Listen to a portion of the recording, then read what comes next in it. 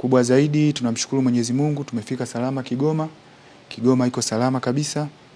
Lakini tuna ile ziara yetu ya kimauzo na masoko ambayo imeambatana na kufanya hamasa kwa mashabiki wetu kwenda kuishabikia timu yetu ya Azam FC ambayo itakuwa na mapambano dhidi ya Mashujaa kesho katika kombe la CRDB Confederation Cup. Lakini kabla ya yote tukasema tufike kwa viongozi.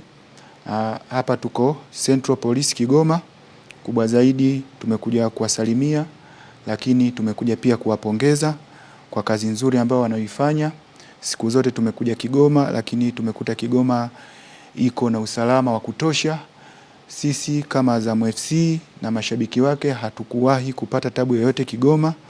Kwa hiyo kwa hili kubwa tukasema tuje tutoe pongezi kwenye chombo hiki cha usalama. Lakini msafara huu nipo mimi mkuu wa idara ya mauzo na masoko kutoka Azam FC ambao niko na mwenzangu Mr. Mkis salesman, lakini vile vile tumeambatana na mashabiki wa Azam FC kutoka Dar es Salaam, lakini vile vile kutoka visiwani Zanzibar.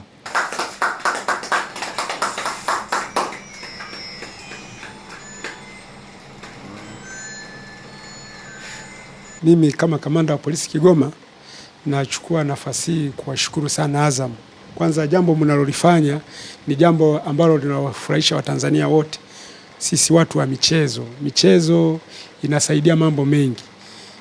Michezo inahusisha vijana. Badala ya kujihusisha kwenye uhalifu, wanajihusisha kwenye michezo. Na sisi tunapitisha dhana yetu ya polisi jamii. Kwa hiyo tunahimiza sana michezo. Kwa hiyo Azam mnalifanya ni jambo jema sana kusaidia nchi yetu, hasa kwa upande wa usalama. Lakini pia hata kiuchumi, na Azam unatusaidia sana. Kwa hapa Kigoma tuna ushirikiano mzuri sana, na nyinyi wenyewe mmesema, mkuu wa kitengo cha masoko, ni kweli tuna ushirikiano mzuri na tunaomba ushirikiano huu uendelee. Na kwa hapa Kigoma tunawahakikishia usalama upo na tutaendelea kushirikiana na nyinyi. Tunawashukuruni sana. Tunaombea tu kwamba uwe mchezo mzuri. Mashujaa wapo, Azam wapo, ni timu zote ziko vizuri. Kwa hiyo tunatarajia burudani ya kutosha.